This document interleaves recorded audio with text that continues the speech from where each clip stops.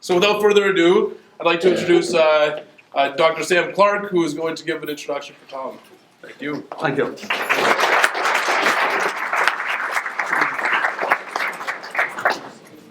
Well, it's my honor to do this introduction. I usually like to, as those of you who know, when I was closing coordinator, I used to try to keep introductions very short, and I'll try to do that with this introduction, but I do have a few things I'd like to say. First of all, just some information that some of you, even people who know Tom, might not be aware of. He was born and brought up in the Maritimes. Both his parents died at a relatively young age, and so he and his siblings sort of had to raise themselves. He was a student at UNB, involved in radical politics, not surprisingly. And he wrote an article in a student newspaper, as a result of which he ended up spending 10 days in jail. Again, not surprising.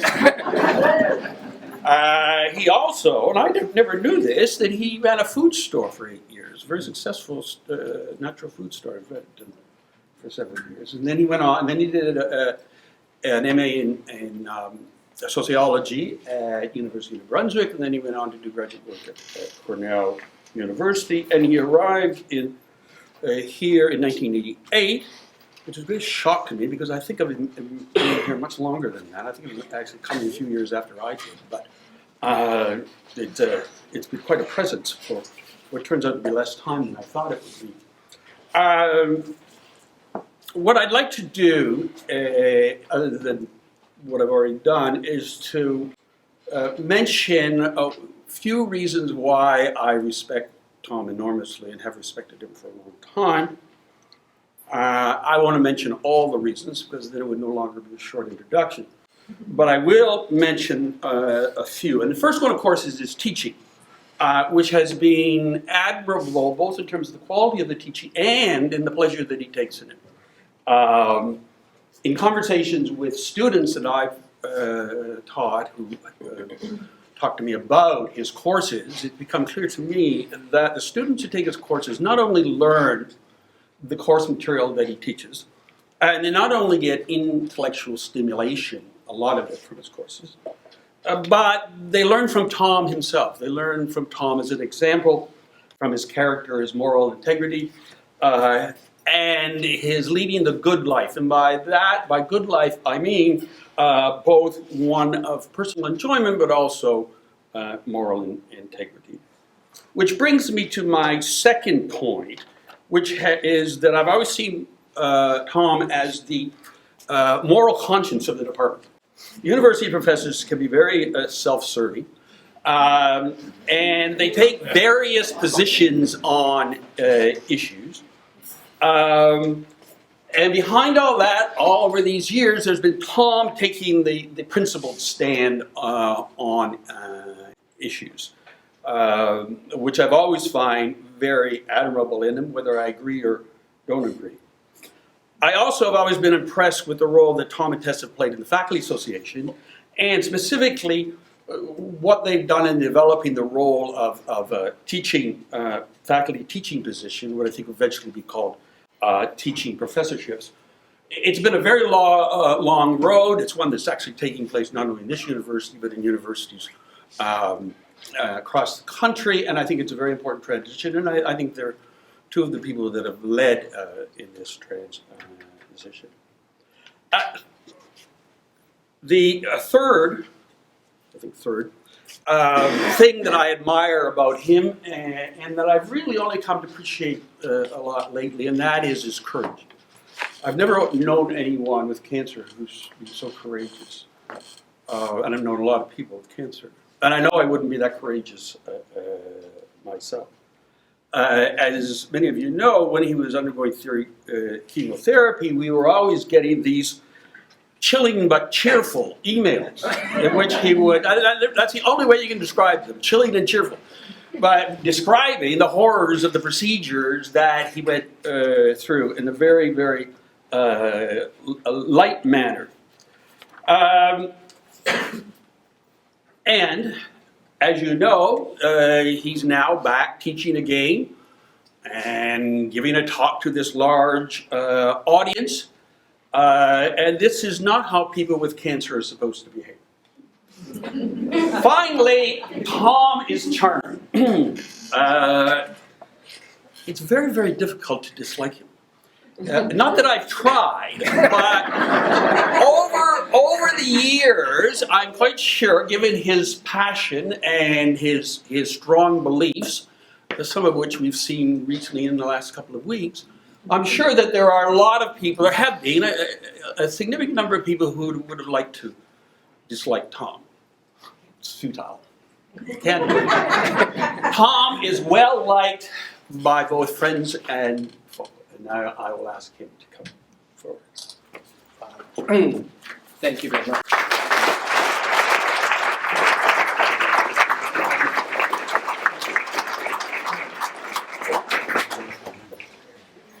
Those who know me know that I usually speak extemporaneously without notes. I'm making an exception today, in part because this talk is going to be recorded and it will be put on YouTube. Why? Because I have the large family that I come from. I have 10 brothers and sisters, and they would like to see this, but none of them live anywhere near I do. As far as they're concerned, I live in the middle of nowhere. And they live in the East Coast and the West Coast. Oh, sorry. Thanks. East Coast and West Coast. I also usually use a mic out, which is why I completely forgot about it. But that's for the recording purposes. So I will be sticking a little close to script here today because the things I want to say I think are worth saying, and I want to make sure that I get them right. And so I'm going to do that today. But before I start, I want to dedicate this lecture to my friend David Was. David was a drama teacher at the school where my son went to, who was sitting over here. He was my son's grade 6 teacher at the Pearson School for the Arts. David, when I first was diagnosed with cancer 4 years ago, I went to both Breeze and Connors schools, and I felt that because this is a fairly heavy thing to have happen to a parent, that I needed to tell the teachers that just in case things are a little touchy with Bree or Connor, this is what's going on at home, and I just want you to know that.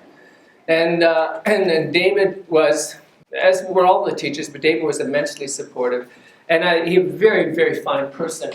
And so lo and behold, about 2 years afterwards, he himself became stricken with cancer, and so he became my cancer buddy. And so we started having coffee together, and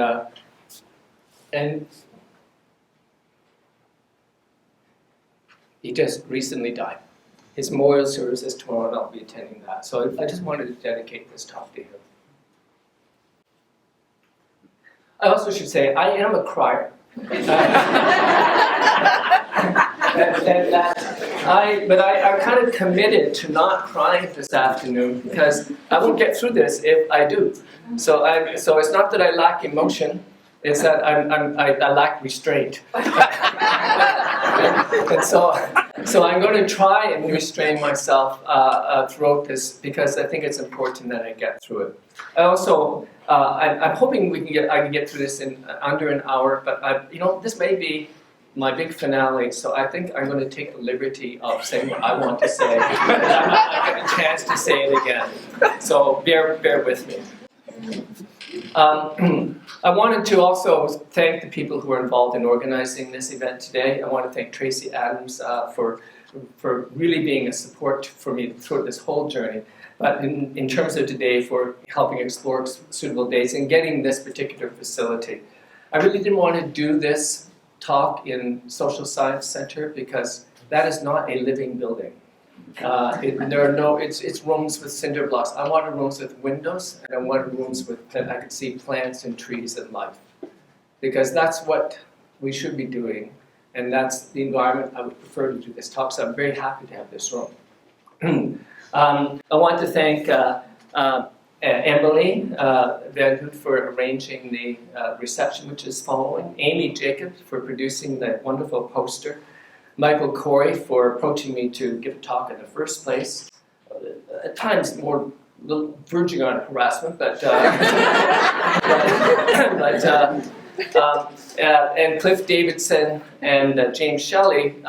Cliff was a TA of mine several years ago, and I wish he could be my TA again. A wonderful graduate student, but he's also handy with the camera. So he and James Shelley, who I just met yesterday, are doing the recording for this, so that for those of you who may today feel that you'd like your friends to see this, it will be available on the Western YouTube channel in a few weeks after it's been production done and integrating the PowerPoint slides in with the talk and so on. So I'll make sure that you get access to the link. I also want to thank you guys. I mean, I've recognized so many of you and I've hugged so many of you today, but it's really through this whole journey, and that's been an important source of support for me. It's not usual that you get an audience of this size wanting to come out and talk about dying. I think there might be a greater audience for alien abductions, or even a greater one yet for the alien abduction of Stephen Harper. But here you are. When I spoke to Amy Jacob a few weeks ago when we were talking about the poster, she asked me if I wanted this talk to be labeled my ultimate talk. It actually took me back slightly because just prior to that, a couple months ago, I went to see the ultimate talk of Sam Clark, who introduced me today, and I just went to one last week, the ultimate talk of Bill Adamson. And in our department, Tracy has established a tradition, or encouraged a tradition, of retiring professors giving ultimate talks. But I thought, well, I'm not really retiring, but if I say it's my ultimate talk, it would be like the really, really ultimate talk. And so I decided that I would decline having it as an ultimate talk, because I'm still hoping I might be around to give my actual ultimate talk when I retire. So that's what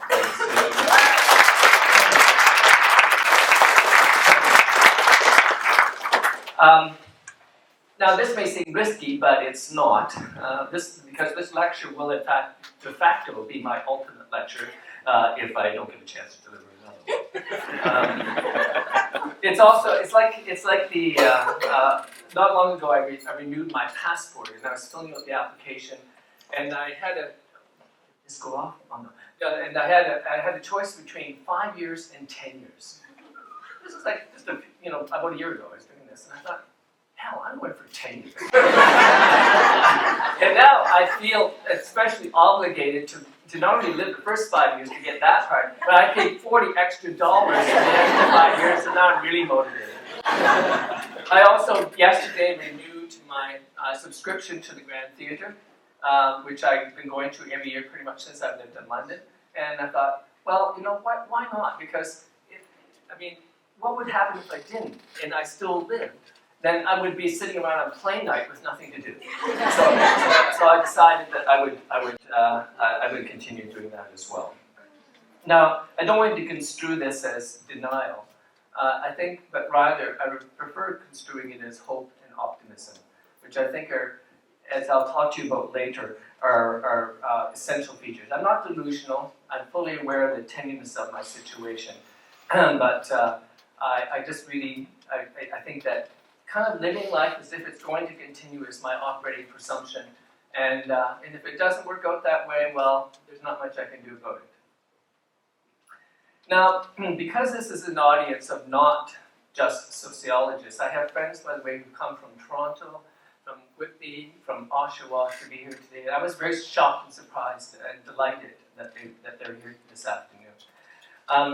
I wanted to discuss, but it is also a sociological talk, so I wanted to, at the front end at least, frame it out a bit. I want to first of all define and discuss the terms in the broad argument I'll be making. I want to look at how sociology and related disciplines have dealt with the act of dying. I want to propose, this is the most ambitious part of my talk, I want to propose kind of a framework for for how sociology might better deal with the issue of dying. And as you can imagine, all of these perspectives will be informed by my personal circumstances. I was told on September the 2nd, 2014, that I would have approximately 6 to 12 months to live. And all cancer treatments were stopped at that point because they weren't working. It turns out that I'm genetically, I have a genetic mutation which makes me resistant to chemotherapy, and I'm biologically resistant to radiation.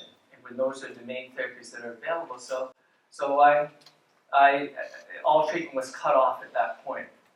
I did go for a clinical trial in Toronto for pretty much all last fall. I was traveling back and forth to Toronto, and was trying out an experimental drug that didn't work either. So I'm now on my own, and I've never felt better.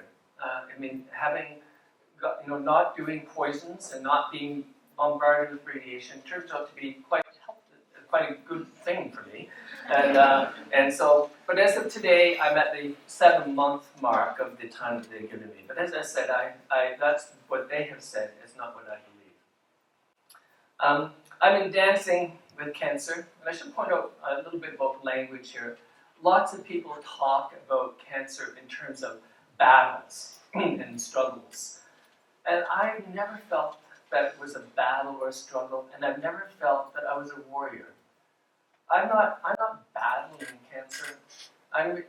We're kind of in this little dance together. We're partners in this arrangement, and what I have to do is to figure out how I can get along with my dance partner, and because I don't feel that if we use the language of the military, we use the language of war, that suits me, because I am not a warrior.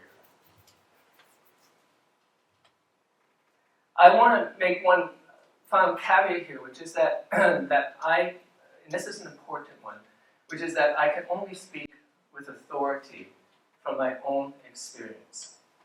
I do not presume to speak for anyone else who is dying or the experiences that they are having. However, as a sociologist, I am obligated to try and find the patterns, to look at what our society does in terms of dealing with the dying, and so my starting point is necessarily reductive.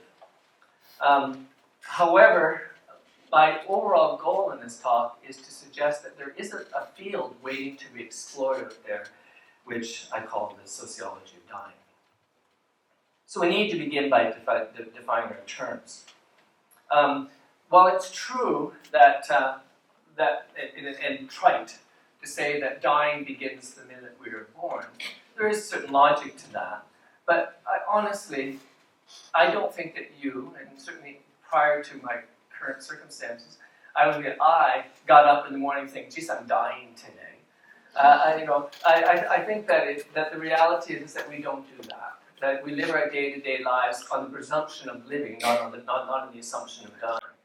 And so if we think about dying at all, it's in kind of an abstract sense and in the fuzzy future, or when we're in a philosophy class, and we may be entering it at that time.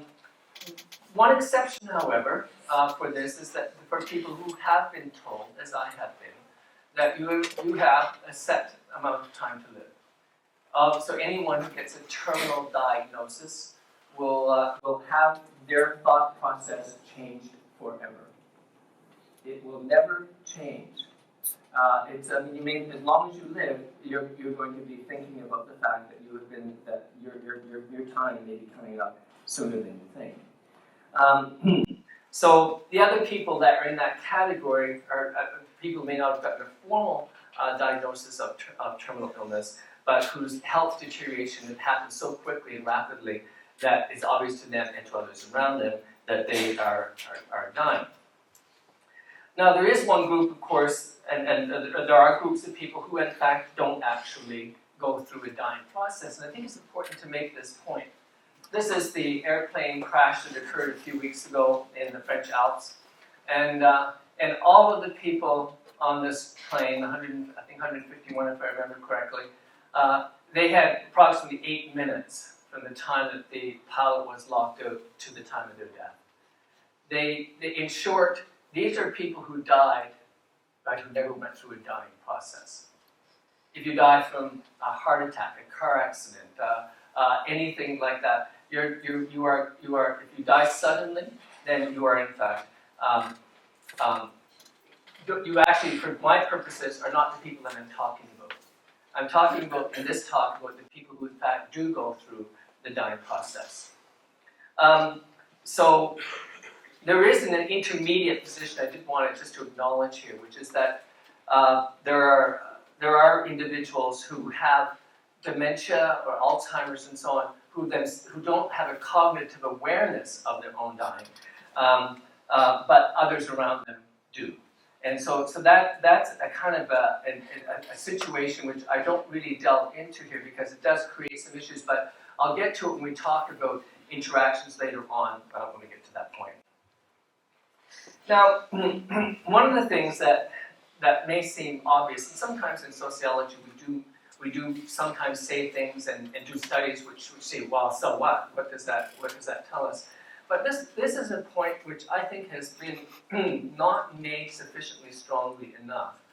And I say that because now I've been looking at a lot of the literature, and almost all of the literature about death and dying comes coupled on death and dying. That's listed in Kubler-Ross's books. There's a textbook by Pearson called On Death and Dying. And by coupling death and dying, it makes it seem as if the two are more or less extensions of one another. I want to make the case that they are completely discrete and separate things. That death needs to be recognized as something utterly different than dying, even though that may be the ultimate end result.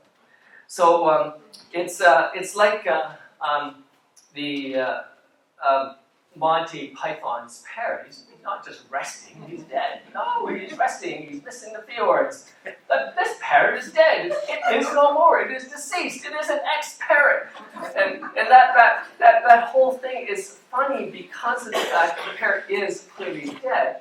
And there's a dying that has gone on before it. But what we can say about death is that it is a very discrete point, right? I mean, first of all, when someone dies, it is obvious and evident. If I were to collapse right now on here, and after a couple of minutes of ambiguity about what's going on here, but at some point, well, hopefully soon, I would like, by the way, if you called an ambulance just in case. But at some point, it would be nice if you, if I died, you would know it, and then I would like the parrot cease to exist. One of the things that about death is that it is certain. One of the things about dying is that it is not certain. We don't know exactly when do you start dying. When does that process actually occur?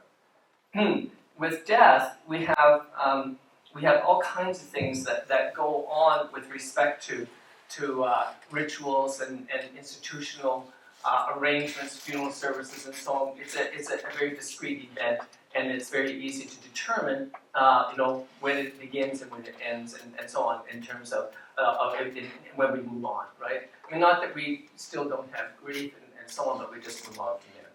I wanted to do at this point, I want to show you a cartoon here. This is one of my favorite cartoons I have on my door. It says, just found it. There's a doctor examining a patient. Just found an expiration date in your scalp. Want to know what it says or be surprised? Now, what I wanted to do is to ask you this question. Well, actually, before I do that, I want to show you another little cartoon. This is Woody Allen. He says, I'm not afraid of death. I just don't want to be there when it happens. Now the question I wanted to ask you is this, and I have a little hypothesis which I'm testing out here. So I want to tell you what that is, but I want you to raise your hands to these questions. So it's the bizarre question. Do you want to be surprised, or do you want to know it? So how many of you, just raise your hands, we're not going to do counting here, but we can do a rough approximation. In thinking about your own demise, how many of you feel that you would, at this point in your life at least, that you would rather kind of die quickly and suddenly, or would you rather have it kind of struggle for a bit? So how many people here would opt for the dying quickly and suddenly if given that choice? Okay, that's and how many would prefer the dragging it out a bit? Okay, well, by my calculations, and this is my hypothesis here, my prediction is that the majority of people, when given this choice, would choose the sudden death option. Now, it's possible you're not the audience. When I put this question to friends and relatives, over 2/3 chose the sudden death option. I didn't count, but I would say roughly that's exactly the proportions here. 2/3 of you chose the sudden death option. 1/3 of you chose the straight it out option. And now, why does that matter? Well, it matters because it's central to my argument, which is that we are more comfortable with death than we are with dying, which is basically my simplified hypothesis. That we're more comfortable with death than with dying. Death brings grief, but it also brings relief. It is discrete and it has certainty. Consider this: when we die, there are ritualistic responses that our society has already put in place. We have, you're going to have a funeral or a memorial service or something like that to acknowledge the death of the person. So that script and those institutions, we know the rules.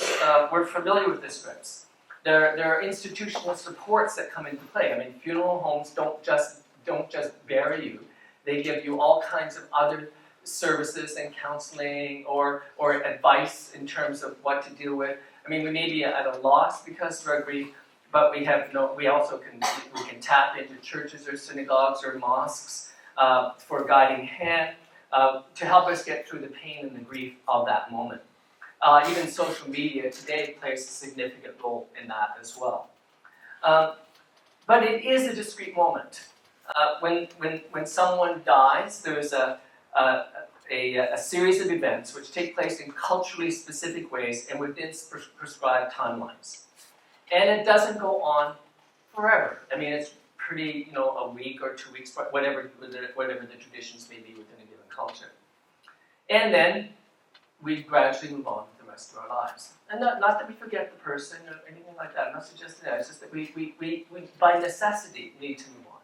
That is what will happen. Dying, in contrast, does not offer that certainty. We know that there's been a change in status. I can tell you for sure, when I was told that I was given the year, that pretty much put me into a different kind of category. It's not to be too light about this, but it's when you have been declared that you are dying, that means that you're not quite living, but you're not dead yet.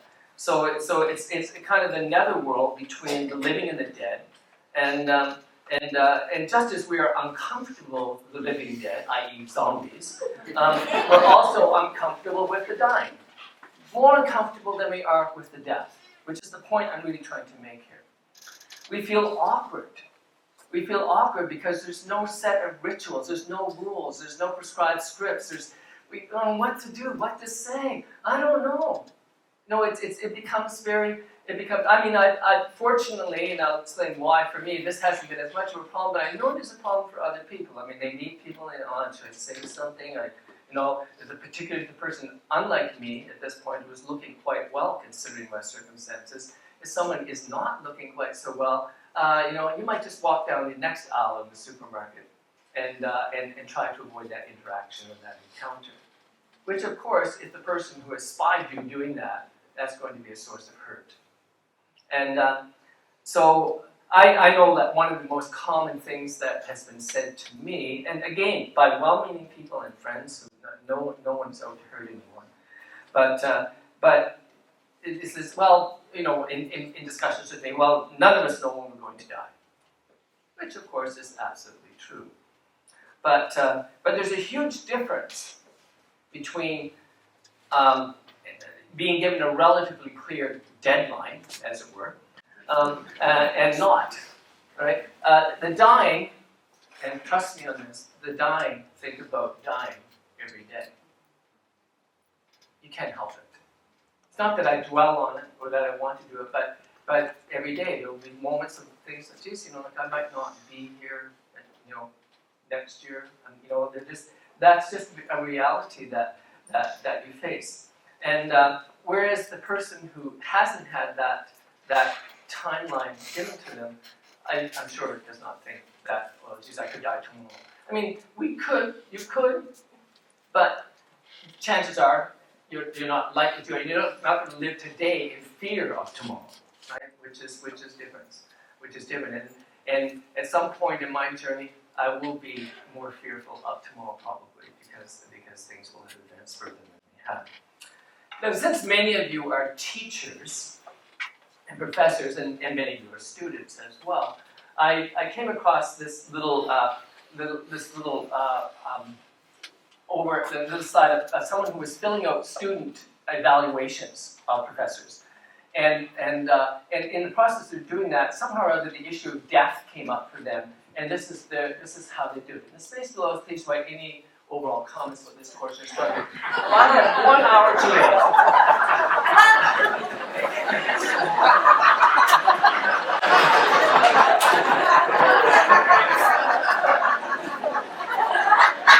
I thought that student was very, very clever. That's probably the most clever comment ever made on a student evaluation.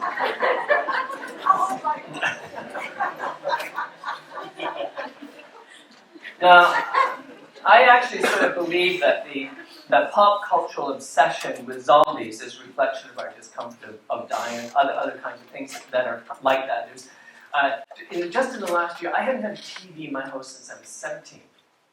And then last year, during the playoffs, because there's something that happens to me during the playoffs, like my Canadian quotient kind of kicks in and says, Tom, you got to watch hockey. So I never really get it. I watched the games a couple nights ago, but not having a TV, I was doing it on my computer and doing streaming, and it didn't work out so well. So eventually, after, I won't say how many years, but it's a lot between 17 and the present.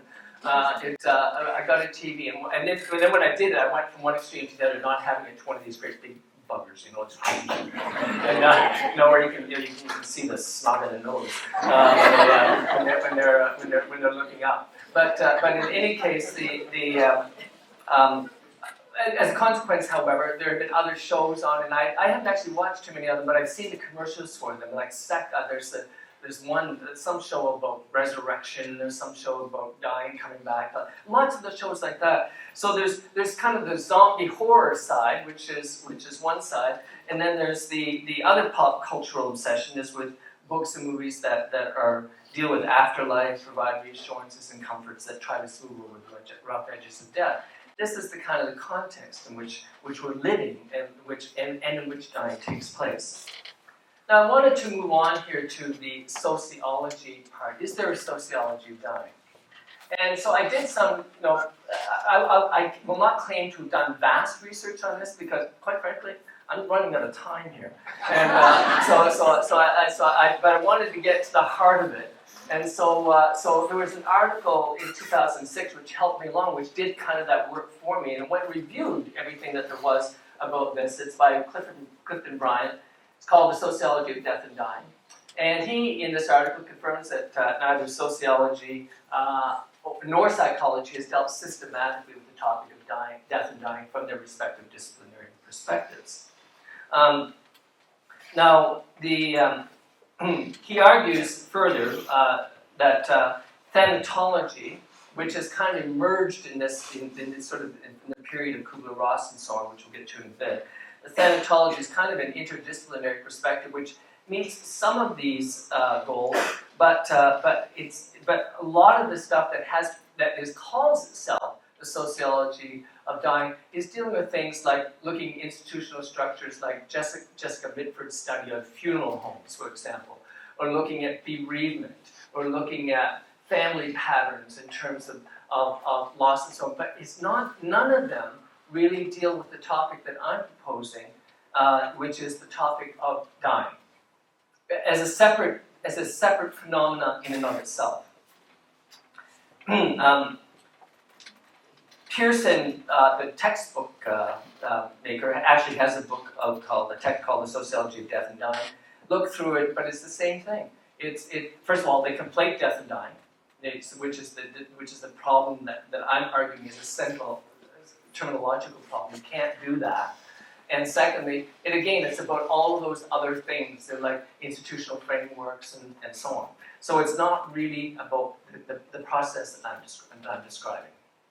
So then I went to look at the classical sociological literature, and it's not surprising that Durkheim might come up, because Durkheim who is for those who are not really into the sociology world, is kind of famous classical sociologist. He wrote a book on suicide, which is almost always referred to when people are talking about death and dying, but that's not the right book, because that's a book about alienation and what the reasons why we do this. The right book is The Elementary Forms of Religious Life, in which Durkheim is actually talking about the origins of religion, and in that process, that makes the observation, in my view, the correct observation, that one of the social problems that we face is what happens when a member of our group dies. Now, of course, he initially was looking at tribal societies, but we can transfer that information to contemporary societies as well. And so what he says is that when a member dies, it kind of breaks the circle. You know, it's like the old song, "Will the circle be unbroken?" Well, it does get broken for that time. And then the circle needs to heal again. And so what Durkheim's objective here was to talk about the mechanisms by which that healing can take place.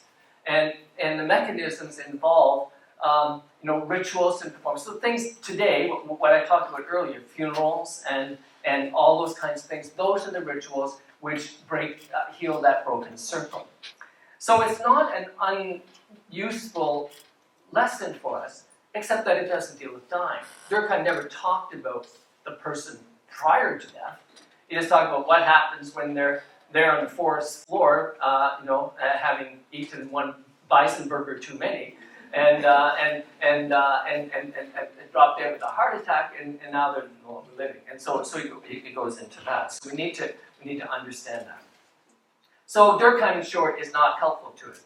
Unfortunately, neither is Marx nor Weber, neither of whom we even remotely touched on the issue of death, to the best of my knowledge. So then we move into, now Freud. Freud was born in 1900, wrote a book at that time called The Interpretation of Dreams, and now we're getting into some death territory, but I'm going to argue that it's not very helpful. In the psychoanalytical tradition, which is Freud and his followers, Jung, and up to the recent present of people like Karen Horney and so on, that death and dying, or the fear of death actually plays a pretty major role.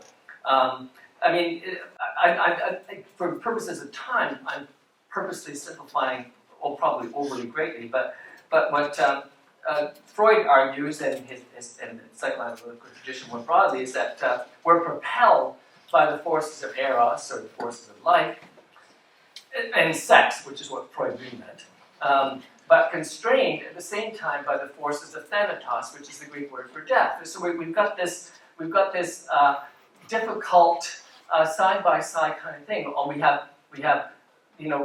want to get as much pleasure as we can, in putting it in a way that many men think. We want to get as much sex as possible.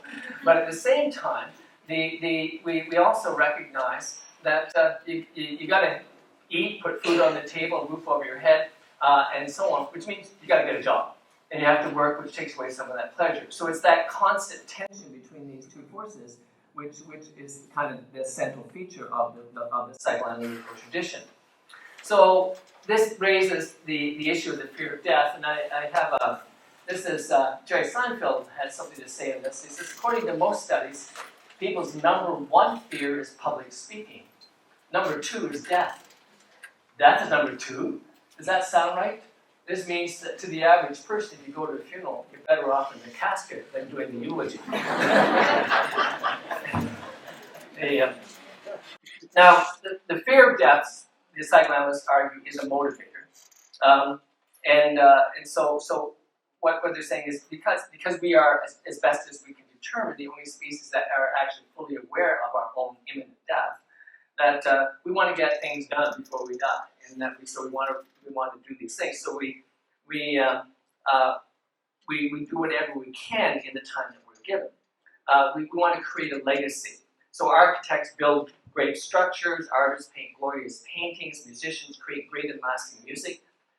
These are the products, say Freud and his followers, of the fear of death. And this is the underlying motivating force. So if you accept the psychoanalytical rationale behind all of this, there's little doubt that Bach and Mozart and Hildegard von Bingen, I like her, Miles Davis and Ella Fitzgerald are all still alive today because of their music. I mean, most of the people are, I'm a big jazz fan and a classical fan, and I play, all the jazz musicians that I play, most of them are long gone, and yet they're still alive in my world. Woody Allen had a different perspective on this again, just to go back to him, so we just talked about that. He says, I don't want to achieve immortality through my work, I want to achieve it through not dying. Now, one move to Kubler-Ross. For those of you, I think most people are familiar with her basic ideas, which is that she published this book again on death and dying. It seems to be the only title, by the way, that seems to be available for anyone that's dealing with this topic. Every book is called On Death and Dying. I've not come across any other book with any other title, and which is published in '69. And she's a psychiatrist, a German psychiatrist. And she articulated the 5 stages of grief that a dying person may go through, and in any sequence, which is often forgotten. Some people sort of see this as you go through them in that order. That she never said that. She didn't even say that you had to go through all of them or any of them. And in fact, you might go through some other things that are not on that list, which a full reading of Kubler-Ross will tell you that. But anyway, the most common ones are denial, anger, bargaining, depression, and acceptance. And so this is not an unuseful typology here as well. It gives us some information. But what I would argue, however, is that again that what she's dealing with are the interior states of the person who is dying. It doesn't say much about the sociology of dying. It doesn't say much about the process of what we want to talk about. So let's get to that then. What makes sociology sociology? That's a pretty important question. What makes sociology sociology? Well, I would argue it's the fact that it deals with groups, it deals with external interactions, not just interior states, and social structures. I mean, those are kind of the big 3. So while sociology and psychology, which I'm very interested in as well, are kissing cousins, and each certainly informs and influences the other, in general, we can distinguish the psychological approach because it deals primarily with a person's interior states, how they're thinking about things, while the sociological approach explores interactions between people in the larger social context in which those interactions occur. Now, as I've already hopefully made the case, there doesn't seem to be a discipline the discipline of sociology has not yet really taken on the subject matter of dying. So what that means is that since there isn't any sociologist to refer to, that I needed to go to some other sources for some inspiration. And so what I ended up going to is one of my favorite scholars of all time, which is Susan Sontag. And so that was my starting point. Now, I would, one of the things I would like to say right now is that this is a project here, which I'm articulating today, which I think has some merit, and I think somebody needs to do it. I'd take it on myself if it weren't for the fact that I'm in such a precarious position. But I will move it further to the best of my ability, but I think that this is a project that maybe some graduate students and some others who are particularly working within the social psychological tradition, by all means go for it. I won't feel offended. I will feel in fact honored. So there are three dimensions to the sociology, or planks, if you will, components that I would like to address. And they're as follows. The first is the language and the metaphors that we use around dying. Secondly is the interactional dynamics associated with dying. And the third is the socio-cultural context in which dying takes place. Now, there are undoubtedly other aspects beyond these three. This is just some preliminary thinking on my part.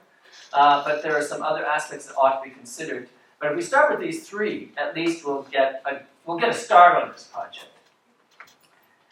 So with Sontag, I just want to say a few words about her. And she's a brilliant and eclectic scholar. She's often described as a literary critic, but boy, when I read her, I don't see just literary critic. I see a much broader template than that. And her reach, I think, is much greater than that. For any of you who are interested in photography, her book on photography will change the way you think about photography forever. It's a brilliant, brilliant piece of work. And pictorial art forms. But the book that I want to use in this case, I actually brought it with me, is a very slim and slender volume called Illness as Metaphor. And there's actually a second essay attached to this called AIDS and Its Metaphors. It's not about dying. It's about illness, as it says.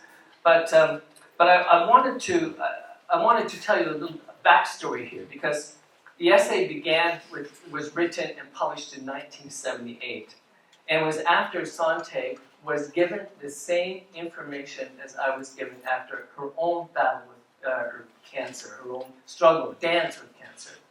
And she was given 6 months to live.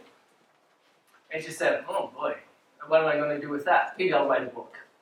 And I'll write a book and I'll write a book about cancer and my experiences with that. And of course, Sontag, being Sontag, got right on it. And so she did this. But as it happens, Sontag did not die in 6 months.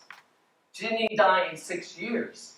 She died 26 years later. So I thought, well, if she can do that, maybe if I do this today, that perhaps it will give me a little extra time.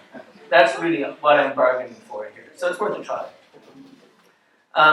It also, just another little note, I was looking at some biographical detail on Sontag, which I didn't know, that she was married to Philip Rieff, who is a fairly major sociological scholar who wrote a book called, which is on my bookshelf and well thumbed, called Freud, the Mind of the Moralist. And here's something I would love to have been. Of course, I was just a kid at the time, but in 1958, she and Rieff and Herbert Marcuse all lived together in the same house. And I thought, wow, I would love to have been invited to a dinner party there.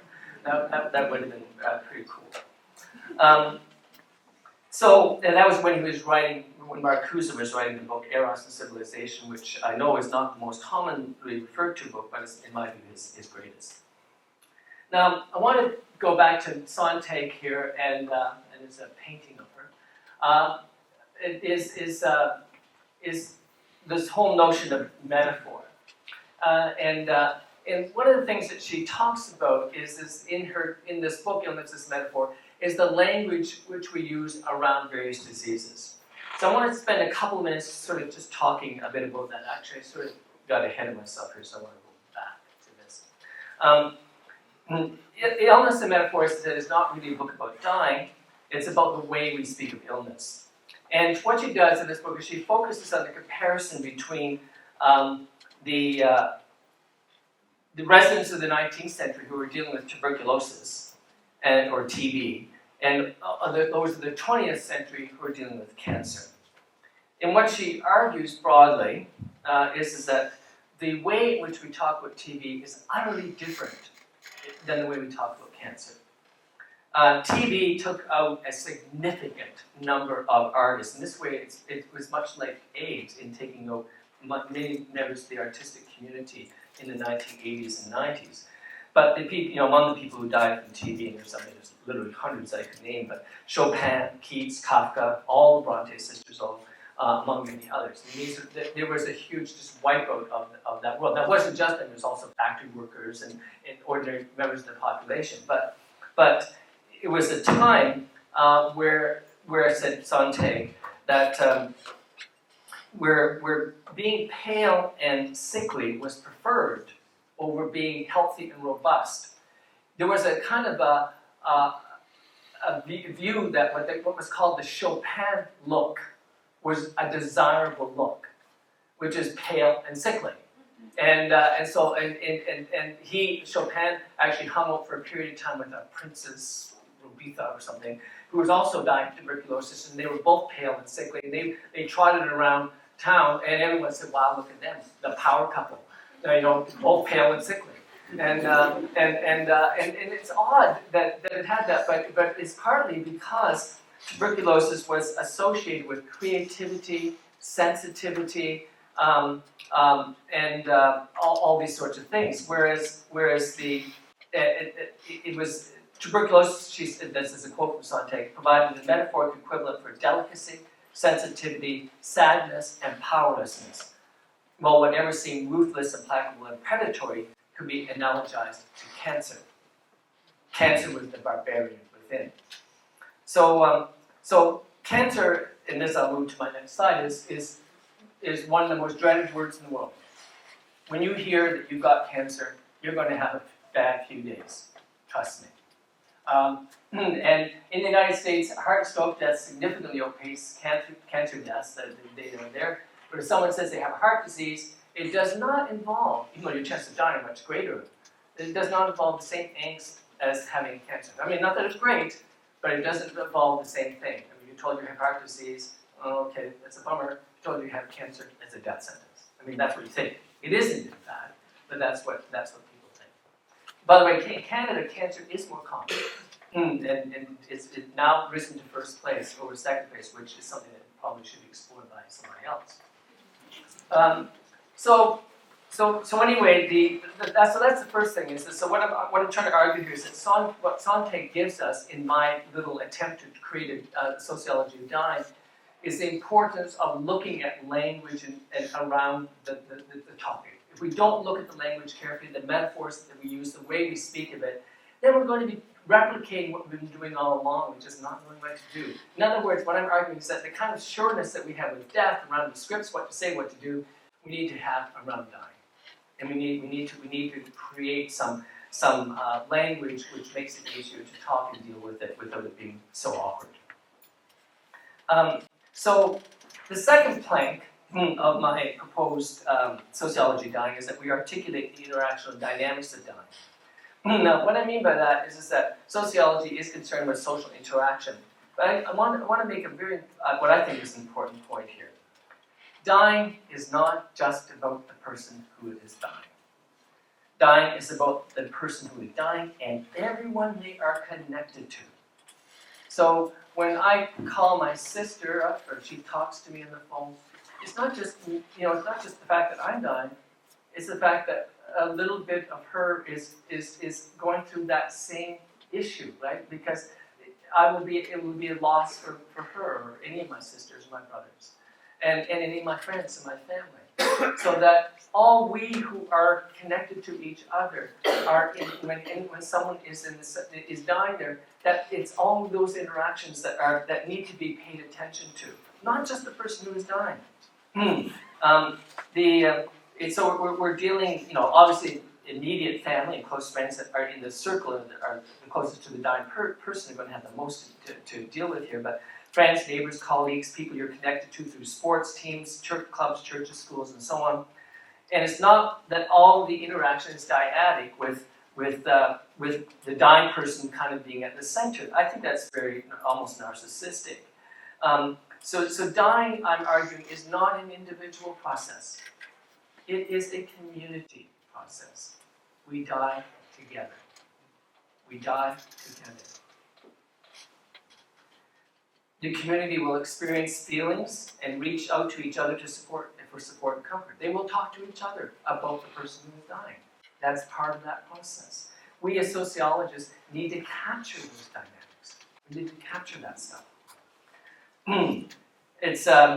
So it's not, but again, it's not the only topic of conversation within the community of the fate of the dying person. Each person in that circle is living their own lives, they're doing their own things, they're having other interactions with other people.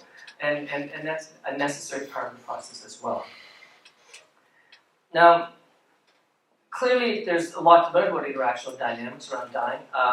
At this point in our evolution, if you will, many in the circle will feel uncomfortable, awkward, and lost for words. Some will engage in avoidance behaviors. What do you say to someone who's on their way out? Now, Sontag does not actually address, very effectively at least, the interactional dynamics. So she's not my source here, but I wanted to use as an example radical journalist Christopher Hitchens, who died in 2011 and has written a book called Mortality. And he died of esophageal cancer, and he argues that we almost need a book of etiquette on dying, and that what to say, what to do. And he presents an example of a particularly awkward interactional encounter, and it's quite funny. So I'm just going to read it. He's written a book called Hitch 22, which is memoirs. So he's on a book tour, and so he's in bookstores. He's giving these talks, and so he says, picture, if you will, me sitting at my table, approached by a motherly-looking woman who is a key constituent of my demographic. So what we're getting here is a conversation. She, I'm so sorry to hear that you've been ill. Me, thank you for saying so. She, a cousin of mine had cancer. Oh, I am sorry to hear that. She, as the line of customers lengthens behind her. Yes, in his liver. Me, that's never good. She, but it went away after the doctors had told him it was incurable. Me, well, that's just what we all want to hear. She, with those further back in the line, now showing more signs of impatience. Yes, but then it came back, much worse than before. Me, oh, how dreadful. She, and then he died. It was agonizing. Agonizing, I tell you. It seemed to take him forever. Me, beginning to search for words.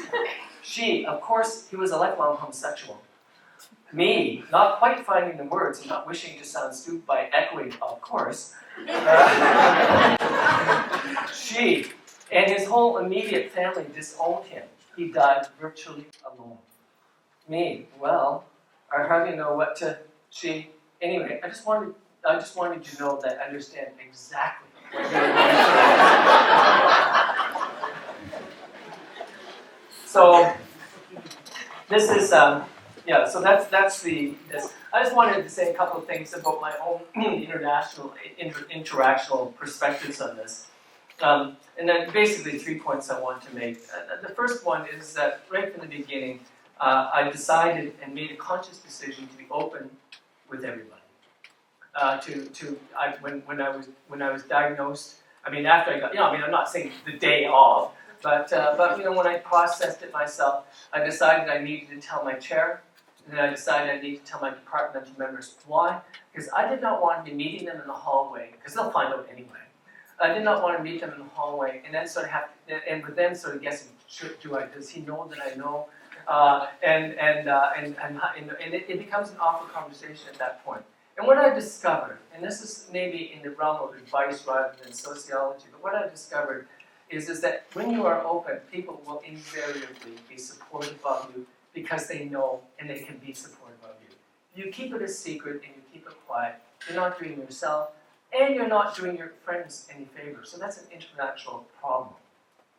My second suggestion is that just because you're dying doesn't make you the center of the universe. One of the things that I've made a conscious effort to again is that anytime I have a conversation with someone, as quickly as possible, because people do want to make inquiries about you, they want to know how you're doing. What I do is I say, and how are you doing? Because conversation is a two-way street. I am as interested in you as you are interested in me, and I want you to know that I am interested in you. Your life still matters to me. It's not just about me. So the third point, and as you can probably appreciate by what I'm doing today, I think that laughter is absolutely crucial and essential.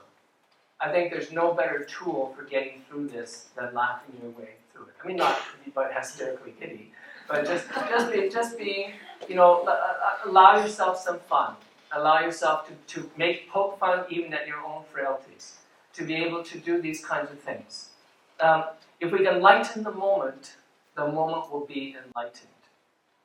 I've had numerous visits and calls from friends, and I can tell you, I can't tell you the number of times where they call, they worry because I've sent up some things saying, that the cancer's come back, it's metastasized, and they're very anxious and worried. And by the end of the conversation, they're laughing their heads off, and then they say to me, and this has happened to me at least a dozen times in the last year, well, I feel a whole lot better.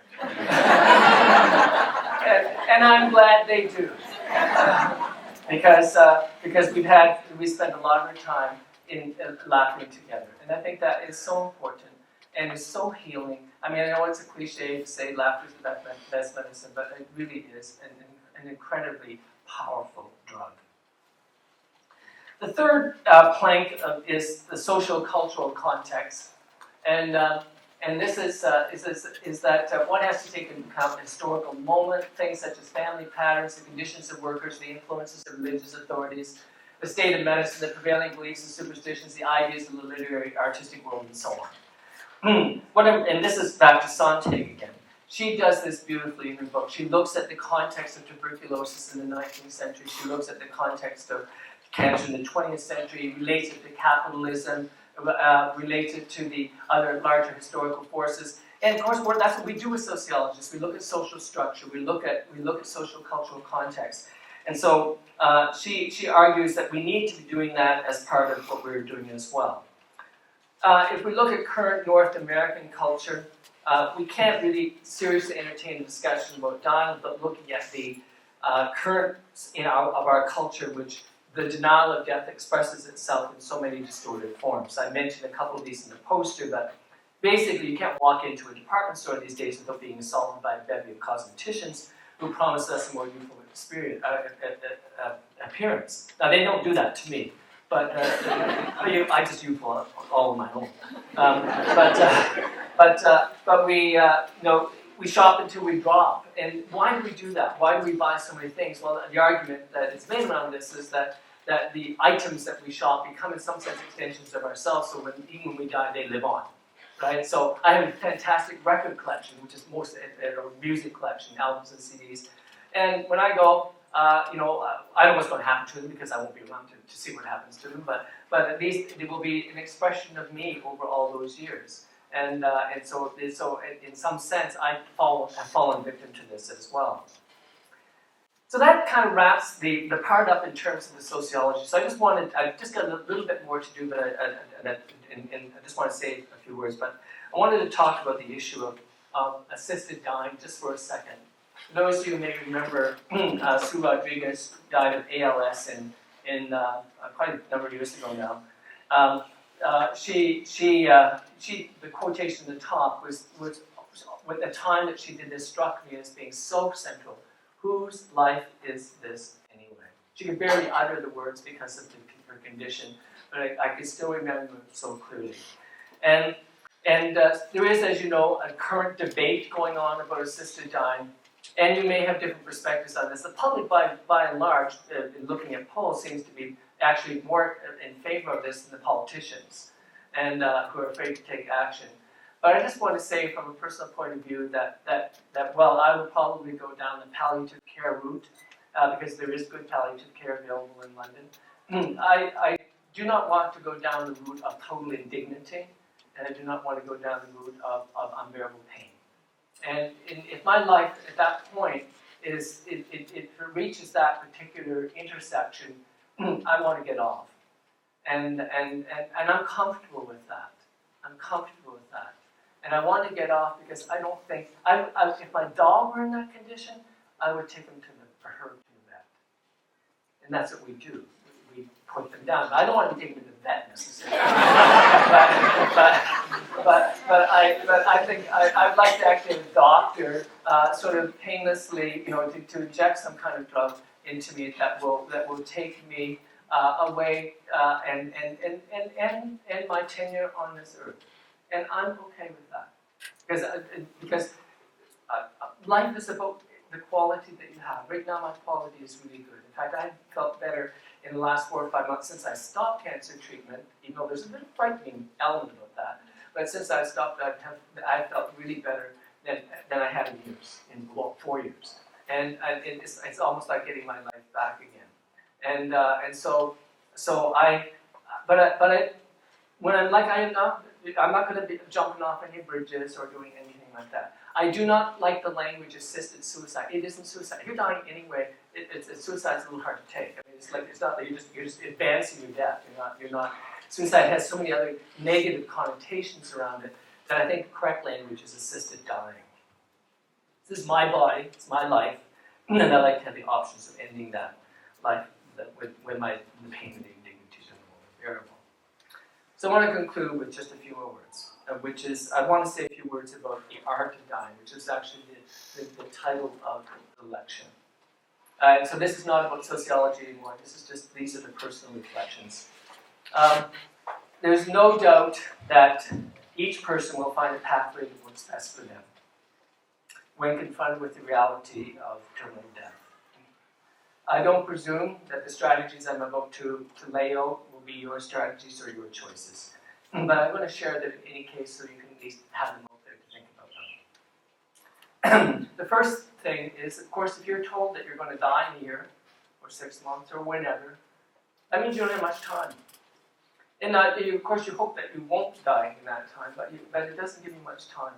So one of the things that I've chosen to do is to not spend any more time than necessary in the depths of despair or sadness or whatever. It's because that's just time away from the time that you could have being joyful and living your life. So it doesn't mean that I don't have moments of reflection or sadness, of course I do. But that every moment is precious and that I don't want my energies to be drained by the negativity of despair. Second, I found that sticking to the routines of everyday life is the most fulfilling for everyone. In other words, now again, go back to the interactional stuff, it's me and my family and my friends. And so I don't have any strong desire to climb Everest or to jump out of a parachute, or jump out of a plane with a parachute. But, playing euchre and harps with my kids and Tess, watching NHL playoffs, now that I have a TV, going to a movie. This is the stuff of everyday life. It was the stuff before I had cancer, and it's still the stuff. And so just continuing with that stuff is actually more enriching than trying to be dramatic in the time that you have left. It doesn't mean that I don't want to do things like I wouldn't mind this summer if my health holds going to Italy. That's kind of a maybe. But that's the way it is. On the other hand, just because you're doing the routines doesn't mean that you can't, of course, do some crazy things. 2 summers ago, excuse me, I went to Cedar Point with Connor and Bree and Tess, which is a theme park full of roller coasters. You should know something about me. I hate roller coasters. And I don't think, in fact, that any sane, responsible adult should go on.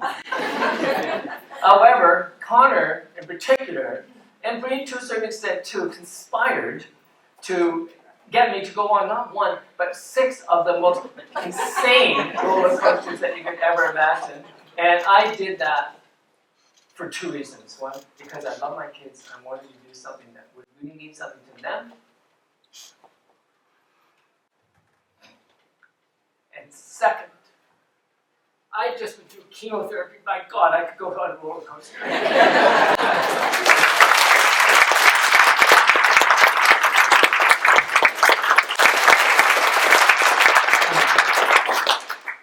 That's me in the middle. Parasailing, I did that last summer. Didn't think I'd do that either. It turns out that I like parasailing a lot better. I'd do it again.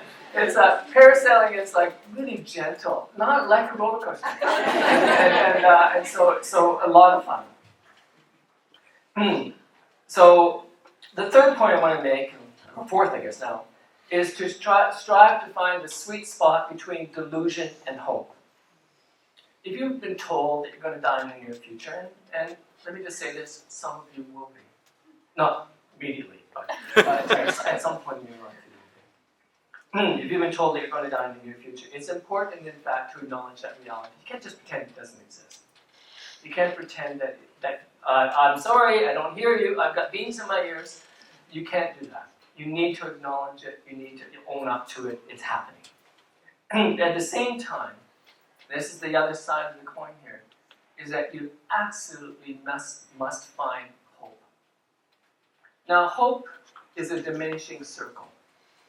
When I first went to the doctor and had a colonoscopy, I had no idea that I had cancer.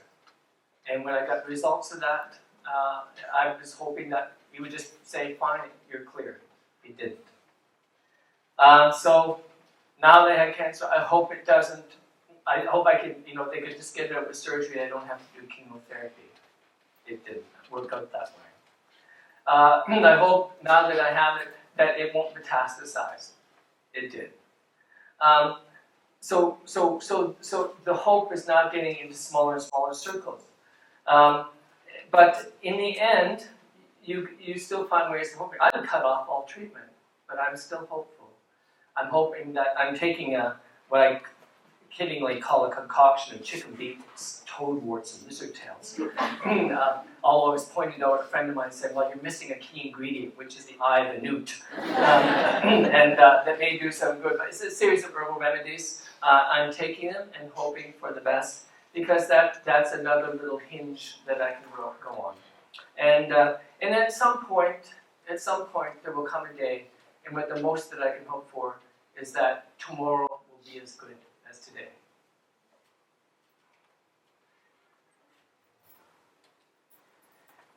The next point is one that may be particular to character, but I think you just have to learn to suck it up.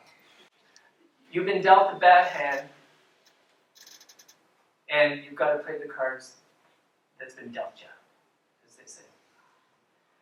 And you can bitch and complain about the bad hand you got, but you got it anyway, so you just have to learn to suck it up. As I mentioned, at every major decision point, from the time 4 years ago to which I was diagnosed with cancer to today, every major decision point has always, when there's a positive choice or a negative choice, has invariably been the negative choice. Every time.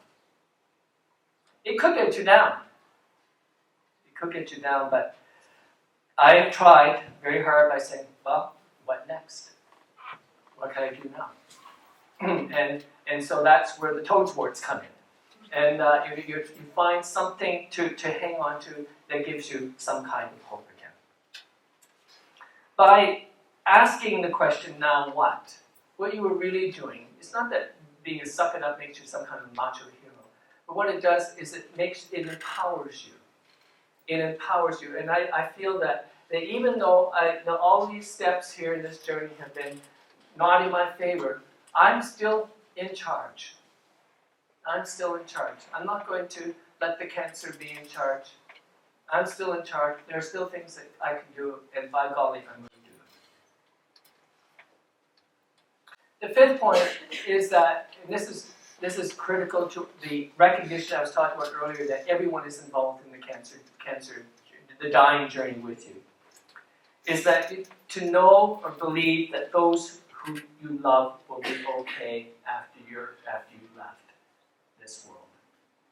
There is a comfort in that, and it's hard to get to that point. It's probably been my most challenging point. But because we've been so upfront and open with everything in our home, every time I've had bad news, we've had a family meeting that night, and we would just talk about it. And so it's hard to talk to your kids and tell them that you're going to die. But for what has happened by doing that, and doing it openly, and then still continuing on with your routines, going back to work was a big thing for me. Because it was part of the normalization. It gave me, it was very therapeutic. but also I love doing what I'm doing, and so why, I could be home pining and moping about, or I could be marking essays, which is what I'm going to be doing next week. Because I've postponed everything this past week to get this talk completed here. But I did have a moment here. Just wanted to share a little anecdote with you. On Easter weekend, Tess and Connor and Bree and I went to Columbus, Ohio, to visit family there. And on the way back, Connor was playing music on his iPod, and he being mindful of my musical preferences, in terms of his musical tastes and so on. He honors me by playing sort of the classics and so on. So he put on Queen, and the song "Another One Bites the Dust" came up. And after that, Bree mischievously said from the backseat, she said, "So, Daddy, do you want us to play that at your funeral?" And we all laughed. And I knew at that moment that everything would be okay. Lastly, my last point is that we should surround ourselves with life and with living things. I chose, with Tracy's help, we found this room available, and it's turned out to be a great room because it had windows, because it has plants, you can see trees on the outside. I didn't want to be giving a talk about death in a room that was also already dead. I wanted, which is, unfortunately, the classrooms in social science are that way. They're all cinder blocks and so on. There's nothing that's ever breathed in there other than students. So I indicated preference for this kind of room because I felt it was more intimate and more alive. But I also felt that in January when I came back and it turned out the clinical trials didn't work, I really made a strong pitch for, with Connor had been wanting a dog for some time. There were allergy issues in our house. But suddenly the family got into something which I've been wanting for a long time, which is a dog. So we ended up getting a puppy, a golden doodle, which we introduced into our family on January the 10th. And this is her. She's such a bundle of joyous energy that it's impossible to not smile every day. I think that it's important, this is kind of biblical language, but life begets life. Never forget that. And I really am concluding here at this point. What I wanted to do is to borrow some words of Jack Layton. I actually worked with Jack Layton, who was the, as you know, leader of the NDP, and in the last election led the NDP to the opposition status. And he and I and a bunch of other people, Michael Kaufman and so on, worked together for quite a while. This is shortly after the 1989 Montreal Massacre, but this is 1991-92. We felt that men had to take responsibility for men's violence. And so we formed the White Ribbon Campaign, which still exists to this day. And so Jack was on that committee with me, so I got to know him quite well because we met, I was on the board, and for a couple of years, traveling back and forth to Toronto on a monthly basis. So I wouldn't call him a close friend, but certainly a friend. And as you know, in the last election, he campaigned with cancer, and all the way through with his cane and so on. And then after the election was finished, but before the House sat, he ended up having a recurrence of a different kind of cancer, and he ultimately succumbed. As it happens, I was in the hospital in Stratford having my first surgery when he died. So I rented a TV, and all that I got was coverage of Jack Layton's death, and I felt very sad. But the day after he died, they released the letter that he had written, and I wanted to just read a couple very brief excerpts from this letter because I think that they express exactly how I feel, and I'd like these to be the words that I'd like to leave you with.